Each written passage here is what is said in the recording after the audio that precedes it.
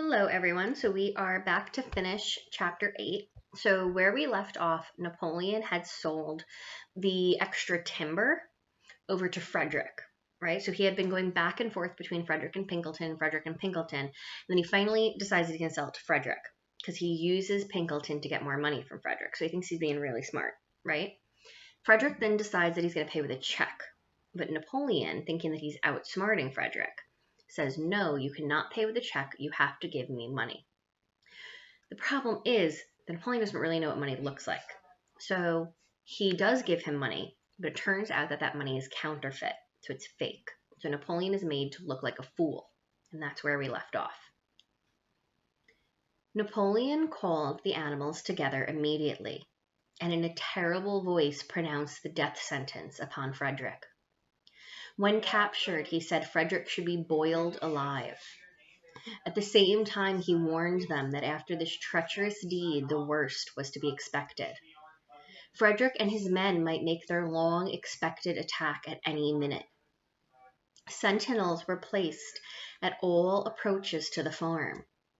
In addition, 4 pigeons were sent to Foxwood with a conciliatory message, which it was hoped might reestablish good relations with Pinkelton. The very next morning the attack came. The animals were at breakfast when the lookouts came racing in with the news that Frederick and his followers had already come through the 5-barred gate. Boldly enough, the animals sallied forth to meet them. But this time they did not have the easy victory that they had had in the Battle of Cowshed. There were 15 men with half a dozen guns between them, and they opened fire as soon as they got within 50 yards. The animals could not face the terrible explosions and the stinging pellets, and in spite of the efforts of Napoleon and Boxer to rally them, they were soon driven back. A number of them were already wounded. They took refuge in the farm buildings and peeped cautiously out from chinks and knotholes. The whole of the big pasture, including the windmill, was in the hands of the enemy. For the moment, even Napoleon seemed at a loss. He paced up and down without a word, his tail rigid and twitching. Wistful glances were sent in the direction of Foxwood. If Pinkelton and his men would help them, the day might yet be won. But at this moment, the 4 pigeons who had been sent out on the day before returned, one of them bearing a scrap of paper from Pinkelton. On it was penciled the words, "Serves you right." Meanwhile, Frederick and his men halted about the windmill.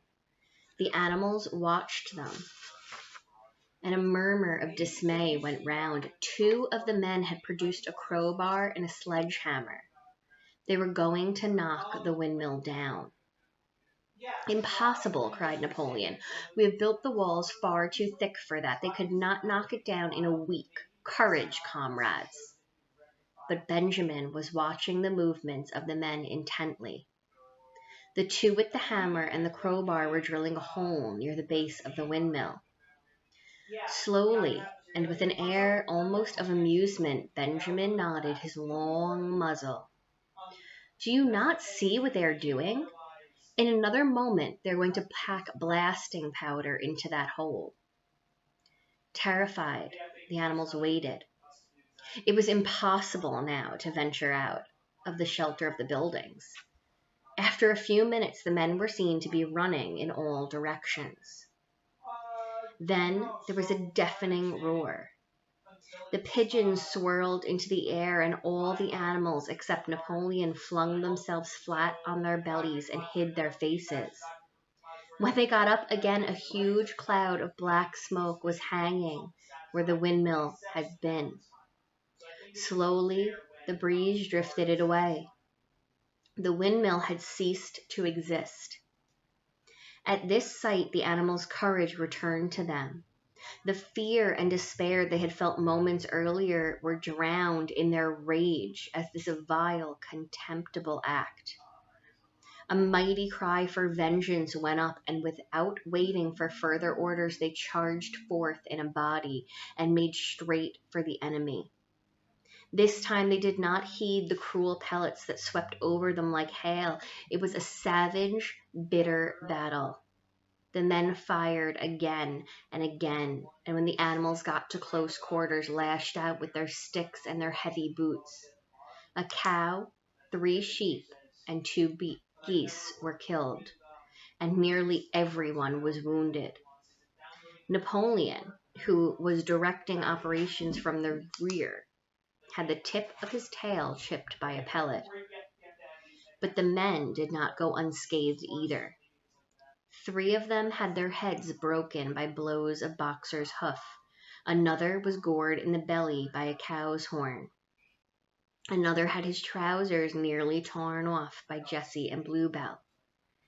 And when the 9 dogs of Napoleon's own guard, whom he had instructed to make a detour under cover of the hedge, suddenly appeared on the men's flank, baying ferociously, panic overtook them. They saw that they were in danger of being surrounded.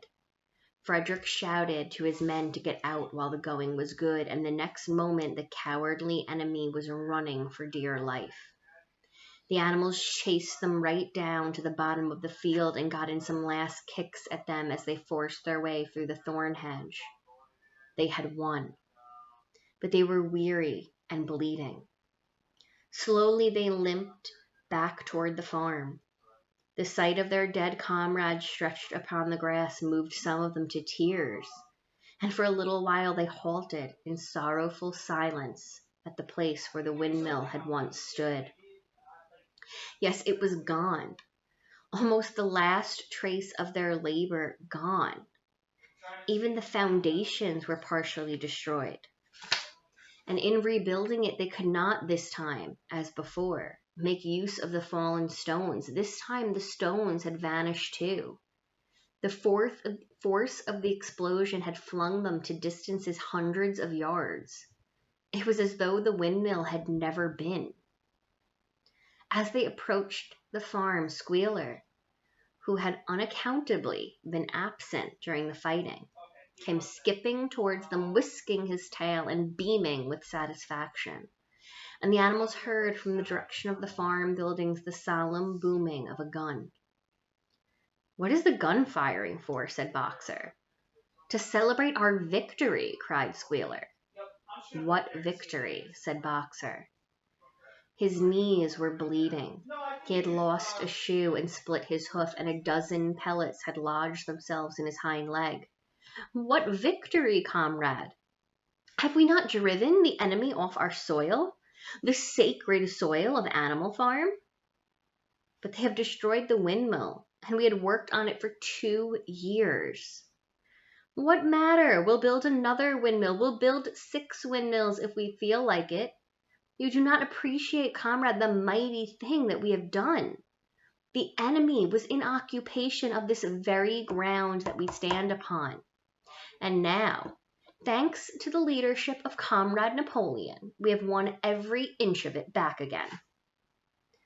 "Then we have won back what we had before," said Boxer.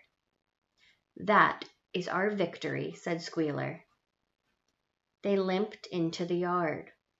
The pellets under the skin of Boxer's leg smarted painfully. He saw ahead of him the heavy labor of rebuilding the windmill from the foundations, and already in imagination he braced himself for the task. But for the first time it occurred to him that he was 11 years old, and that perhaps his great muscles were not quite what they had once been. But when the animals saw the green flag flying and heard the gun firing again, 7 times it was fired in all, and heard the speech that Napoleon made congratulating them on their conduct, it did seem to them, after all, that they had won a great victory. The animals slain in the battle were given a solemn funeral. Boxer and Clover pulled the wagon which served as a hearse, and Napoleon himself walked at the head of the procession. 2 whole days were given over to celebration. There were songs, speeches, and more firing of the gun, and a special gift of an apple was bestowed on every animal, with 2 ounces of corn for each bird, and 3 biscuits for each dog. It was announced that the battle would be called the Battle of the Windmill, and that Napoleon had created a new decoration, the Order of the Green Banner, which he had conferred upon himself. In the general rejoicings, the unfortunate affair of the banknotes was forgotten. It was a few days later than this that the pigs came upon a case of whiskey in the cellar of the farmhouse. It had been overlooked at the time when the house was first occupied. That night there came from the farmhouse the sound of loud singing, in which, to everyone's surprise, the strains of Beast of England were mixed up. About 9:30, Napoleon, wearing an old bowler hat of Mr. Jones, was distinctly seen to emerge from the back door, gallop rapidly round the yard, and disappear indoors again. But in the morning, a deep silence hung over the farmhouse. Not a pig appeared to be stirring. It was nearly 9 o'clock when Squealer made his appearance, walking slowly and dejectedly, his eyes dull, his tail hanging limply behind him, and with every appearance of being seriously ill. He had called the animals together. He told them that he had a terrible piece of news to impart. Comrade Napoleon was dying. A cry of lamentation went up. Straw was laid down outside the doors of the farmhouse, and the animals walked on tiptoe with tears in their eyes. They asked one another what they should do if their leader were taken away from them. A rumor went round that Snowball, after all, had contrived to introduce poison into Napoleon's food. At 11 o'clock, Squealer came out to make another announcement. As his last act upon earth, Comrade Napoleon has pronounced a solemn decree. The drinking of alcohol was to be punished by death. By the evening, however, Napoleon appeared to be somewhat better, and the following morning Squealer was able to tell them that he was well on the way to recovery. By the evening of that day, Napoleon was back at work, and on the next day it was learned that he had instructed Wimpler to purchase in Willingdon some booklets on brewing and distilling. A week later, Napoleon gave orders that a small paddock behind the orchard, which had previously been intended to set aside as grazing ground for animals who were past work, was to be plowed up. It was given out that the pasture was exhausted and needed reseeding, but it soon became known that Napoleon intended to sow it with barley. About this time, there occurred a strange incident, which hardly anyone was able to understand. One night at 12 o'clock, there was a loud crash in the yard, and the animals rushed out of their stalls. It was a moonlit night, and at the foot of the end wall of the big barn, where the 7 commandments were written, there lay a ladder, broken in 2 pieces. Squealer, temporarily stunned, was sprawling beside it, and near at hand there lay a lantern, a paintbrush, and an overturned pot of white paint. The dogs immediately made a ring around Squealer and escorted him back to the farmhouse as soon as he was able to walk. None of the animals could form any idea as to what this meant, except old Benjamin, who nodded his muzzle with a knowing air and seemed to understand, but would say nothing. But a few days later, Muriel, reading over the 7 commandments to herself, noted that there was yet another one of them which the animals had remembered wrong.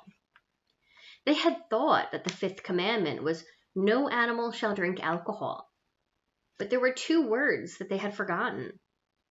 Actually, the commandment read, "No animal shall drink alcohol to excess." And that is the end of chapter 8.